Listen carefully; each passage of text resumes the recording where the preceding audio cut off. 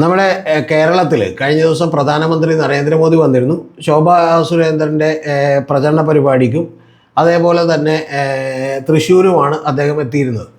അപ്പോൾ അന്ന് ശോഭാ സുരേന്ദ്രൻ്റെ പ്രചരണ പരിപാടിക്ക് വേണ്ടി വന്നപ്പോൾ അദ്ദേഹം പാലക്കാടുള്ള മുൻ MLA കുറിച്ച് പേരെടുത്ത് പറയാതെ കൃത്യമായ സൂചനകളോടുകൂടി അദ്ദേഹം ഒരു പ്രസ്താവന നടത്തി. അത് അദ്ദേഹം പറഞ്ഞത് MLA സ്ത്രീ സുരക്ഷയ്ക്ക് തന്നെ വലിയ ഭീഷണിയായിരുന്നു എന്നുള്ളതാണ്. അപ്പോൾ ഇത് അദ്ദേഹം പറഞ്ഞപ്പോൾ അങ്ങനെ കൃത്യമായി പറഞ്ഞാൽ രാഹുൽ മാങ്കൂട്ടത്തിൽ നിന്ന് മനസ്സിലായി അദ്ദേഹത്തെയാണ് ഉദ്ദേശിച്ചതെന്ന്, അദ്ദേഹത്തെ മാത്രമാണ് ഉദ്ദേശിച്ചതെന്ന് മനസ്സിലായി. അപ്പോൾ അതുകൊണ്ട് അദ്ദേഹത്തിന് ദേഷ്യം വന്നു. പക്ഷേ അദ്ദേഹത്തിന് ഭയമൊട്ടും ഇല്ലാത്തതുകൊണ്ട് അദ്ദേഹം ഉടനെ തന്നെ ഫേസ്ബുക്കിൽ ഒരു കുറിപ്പിട്ടു. മിസ്റ്റർ പ്രൈം മിനിസ്റ്റർ എന്നാണ് അദ്ദേഹം കുറിപ്പിട്ടേക്കുന്നത്. പാലക്കാട് വന്ന് താങ്കൾ വല്ലാതെ വാചാലനായല്ലോ സ്ത്രീ സുരക്ഷയെ പറ്റിയൊക്കെ എന്നാണ്. സ്ത്രീ സുരക്ഷ എന്ന വാക്ക് ഉച്ചരിക്കാനെങ്കിലും നിങ്ങൾക്ക് അവകാശമുണ്ടോ എന്നുള്ളതാണ്. അങ്ങനെ ഉച്ചരിക്കാൻ ഒരു അവകാശമില്ല. എന്തെങ്കിലും ഒരു അവകാശം ഉണ്ടെങ്കിൽ ആ അവകാശമുള്ളത് രണ്ട് പേർക്കാണ്. ഒന്ന് തീർച്ചയായിട്ടും നമ്മുടെ രാഹുൽ മാങ്കൂട്ടത്തിലാണ്, പിന്നെ രണ്ടാമത്തത് ഫെനി നൈനാനാണ്. ഇവർക്ക് രണ്ടുപേർക്ക് അത് ഉച്ചരിക്കാനുള്ള അവകാശമുള്ളൂ. ഇന്ത്യൻ പ്രധാനമന്ത്രിയൊക്കെ ആയിരിക്കും, പക്ഷേ നരേന്ദ്രമോദിക്ക് പോലും അത് ഉച്ചരിക്കാൻ അവകാശമില്ല എന്നുള്ളതാണ് ഇദ്ദേഹം പറയുന്നത്.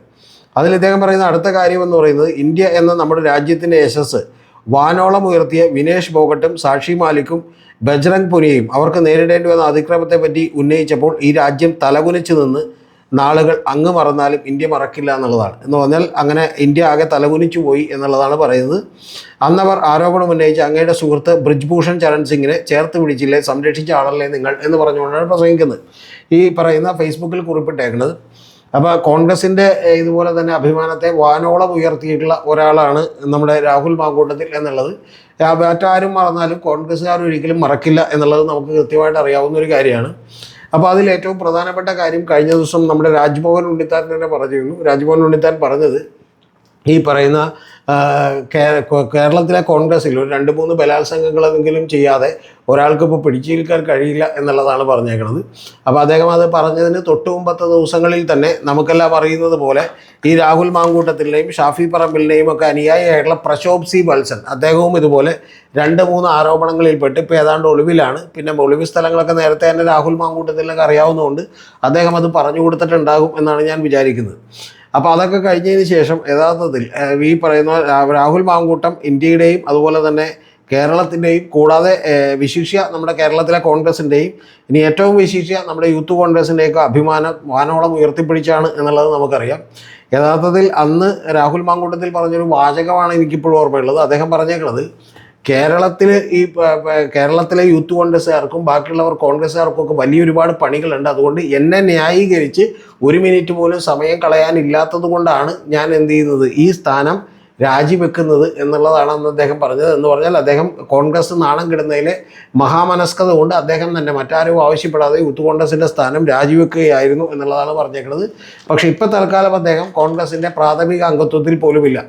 പിന്നെ കൃത്യമായി പറഞ്ഞാൽ രാജ്ഭവൻ ഉണ്ണിത്താൻ എന്ന് പറയുന്ന കാസർഗോഡ് MP യും വർഷങ്ങളോളം അവിടെ പരിചയമുള്ള ആളുമൊക്കെ തന്നെ നേരത്തെയും അദ്ദേഹം കെ മുരളീധരനെതിരെയൊക്കെ ചില വിമർശനങ്ങൾ ഉയർത്തിയിട്ടുണ്ട്. കെ മുരളീധരൻ KPCC പ്രസിഡൻ്റായിരിക്കുമ്പോൾ എന്താണ് സംഭവിച്ചത്, കേരളത്തിലെ സ്ത്രീകൾക്ക് മുഴുവൻ വലിയ പ്രശ്നങ്ങളുണ്ടെന്ന് അദ്ദേഹം തിരിച്ചറിഞ്ഞത് അന്നാണ് എന്നൊക്കെ പറഞ്ഞുള്ള ചില പരാമർശങ്ങളൊക്കെ ഉയർത്തുകയും പിന്നീട് ശരത്ചന്ദ്ര പ്രസാദിനെയും ഈ പറയുന്ന രാജ്ഭവൻ ഉണ്ണിത്താനെയും ഒക്കെ മുണ്ട് പറിച്ച് KPCC ഓഫീസിൻ്റെ ഫ്രണ്ടിലിട്ട് അടിക്കുകയൊക്കെ ചെയ്യുന്നതൊക്കെ നമ്മൾ കണ്ടതാണ്. ഒരു മാരുതി ഓമ്നി വാനിൽ ഇപ്പോഴും ആ ദൃശ്യം എൻ്റെ മുമ്പിലുണ്ട്. അപ്പോൾ അതൊക്കെ അവിടെ നിൽക്കട്ടെ.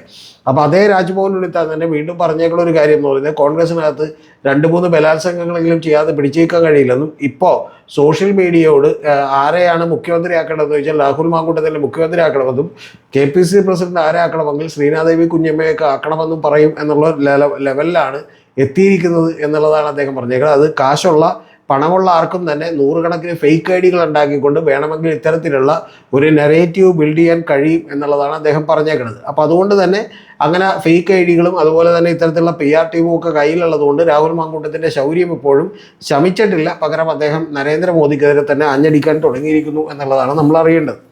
അപ്പോൾ അതിൽ എനിക്ക് വേറെ ഇതിൽ വിമർശനമൊന്നുമില്ല. കാരണം രാഹുൽ മാങ്കൂട്ടത്തിൽ അത്രമാത്രം നിഷ്കളങ്കനാണെന്നും തീർച്ചയായിട്ടും മോദി ബ്രിജ്ഭൂഷൺ ചരൺ സിംഗിനെ സപ്പോർട്ട് ചെയ്തുകൊണ്ട് അദ്ദേഹത്തിന് ഇതിന് ചോദ്യങ്ങൾ ചോദിക്കാനുള്ള അവകാശമുണ്ട് എന്നുള്ളതൊക്കെ ഞാൻ എന്ത് ചെയ്യുന്നു, വകവെച്ചു കൊടുക്കുകയാണ് തൽക്കാലത്തേക്ക്.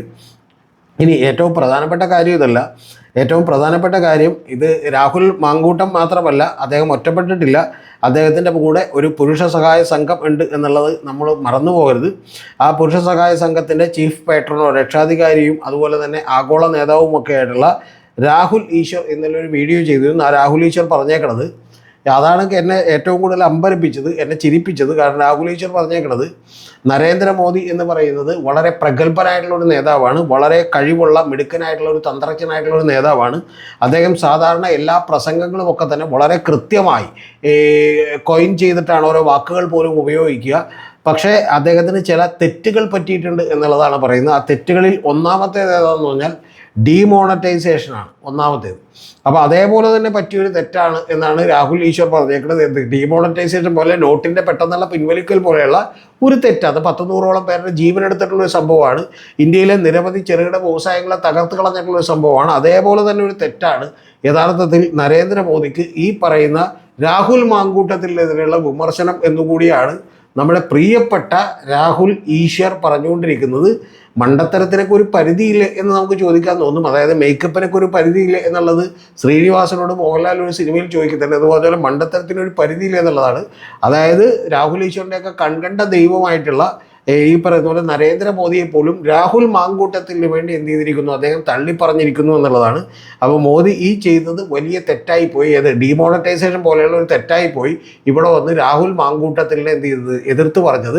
യഥാർത്ഥത്തിൽ ഇതുകൊണ്ട് തന്നെ ഇനിയിപ്പോൾ മോദിക്കുള്ള ഇമേജ് ഇടിയും, മോദിയുടെ ബ്രാൻഡ് അല്ലെങ്കിൽ തന്നെ തകർന്നുകൊണ്ടിരിക്കുകയാണ്. ഇനിയിപ്പോൾ രാഹുൽ മാങ്കൂട്ടം കൂടി കൈവിട്ട ഒഴി മോദിയുടെ ബ്രാൻഡ് തകർന്ന് തരിപ്പണമാകും. കാരണം മോദിയെ സംബന്ധിച്ചിടത്തോളം ഇനി രാഹുൽ ഫോളോവേഴ്സും അനുയായികളും ഒക്കെ കൂടി തന്നെ ഫേസ്ബുക്കിലും അതുപോലെ സോഷ്യൽ മീഡിയയിലും ഒക്കെ അദ്ദേഹത്തെ എന്ത് ചെയ്യും, അട്രാക്ട് ചെയ്യും എന്നുള്ളതാണ് നമ്മുടെ രാഹുൽ ഈശ്വർ പറഞ്ഞു വെക്കുന്നത്. പിന്നെ അദ്ദേഹം പറയുന്നു മോദിയോട് ഇപ്പോഴും വലിയ ബഹുമാനമുള്ള ഒരാളാണ് രാഹുൽ ഈശ്വർ. പക്ഷേ ഈ ഒരു ചെറിയ തെറ്റാണ്, ഈ തെറ്റിനോട് അദ്ദേഹം ക്ഷമിക്കാൻ തയ്യാറല്ല എന്നുള്ളത് കൂടിയാണ് നമുക്ക് ആ വീഡിയോ കാണുമ്പോൾ മനസ്സിലാവുന്നത്. എനിക്ക് വളരെയധികം ആലോചിക്കാനുള്ളൊരു കാര്യം എന്ന് പറയുന്നത്, ഇതുപോലെ മോദിയെ വളരെ ഇഷ്ടപ്പെടുന്ന ഒരാൾ കൂടിയാണ് ഷാജൻ സ്കറിയ എന്ന് പറയുന്നത്. പ്രിയപ്പെട്ട സുഹൃത്ത് ഷാജൻ സ്കറിയ, മറുനാടിൻ്റെ ഷാജൻ. ആ ഷാജനുമൊക്കെ ഈ കാര്യത്തിൽ ഇനി എന്ന് നിലപാടെടുക്കും എന്നുള്ളത് എനിക്കറിയില്ല. മിക്കവാറും മോദിക്ക് ഈ പറയുന്ന പോലെ രാഹുൽ ഈശ്വറേയും ഷാജനെയും ഒക്കെ പോലെയുള്ള നിരവധി ഫോളോവേഴ്സിനെ കേരളത്തിൽ നിന്ന് ഇല്ലാതാക്കാൻ മാത്രമാണ് ഈ പ്രസംഗം സഹായിച്ചിട്ടുള്ളത്. മറ്റൊരു തരത്തിലും മോദിക്ക് ഇതുകൊണ്ടൊരു ഗുണവും ഉണ്ടായിട്ടില്ല എന്നുള്ളതാണ്. പ്രത്യേകം എൻ്റെ പ്രിയപ്പെട്ട പ്രേക്ഷകർ ഒന്ന് ഓർക്കണം, ഡീമോണറ്റൈസേഷൻ പോലെ മോദി ചെയ്തിട്ടുള്ള ഒരു വലിയ അബദ്ധമാണ് ഇതെന്നുള്ളതാണ് രാഹുൽ ഈശ്വറിൻ്റെ കണ്ടുപിടുത്തം. എനിക്കിത് കേട്ടിട്ട് തോന്നുന്നത്, ഒരു തവണ ഈ രാഹുൽ മാങ്കൂട്ടത്തിന് വേണ്ടി പുള്ളി തെറ്റ് ചെയ്തിട്ടാണ്, പുള്ളി പറയുന്ന പോലെ എന്ത് ചെയ്തിട്ടാണ്, പീഡനം നടത്തിയിട്ടാണ് എന്നുള്ള കാര്യം നമുക്ക് ആവശ്യമിരിക്കാം. പക്ഷെ അദ്ദേഹത്തിന് ജയിലിൽ പോകേണ്ടി വന്നില്ല. അദ്ദേഹത്തിന് പകരം ജയിലിൽ പോയിട്ടുള്ള വീരയോദ്ധാവാണ് താഴത്തില്ലട എന്നൊക്കെ പറഞ്ഞ് ജയിലിൽ പോയ ആളാണ്. പക്ഷെ 3 ദിവസം പട്ടിണി കിടന്നപ്പോൾ അദ്ദേഹം തിരിച്ചു വരുന്ന രംഗം കണ്ടാൽ നമുക്ക് ഇപ്പോഴും ചിരി വരും. അതുപോലെയുള്ള ചിരിക്കാൻ പറ്റുന്ന ഒരു രംഗമാണ്. കാരണം 4 ദിവസമായി ഞാൻ എന്തെങ്കിലും ഉണ്ടിട്ട് എനിക്ക് വിശന്നിട്ട് വയ്യ എന്ന് പറഞ്ഞ് ആ പാവം തിരിച്ചു വരുന്ന രംഗം ഉറക്കുന്നുണ്ട്.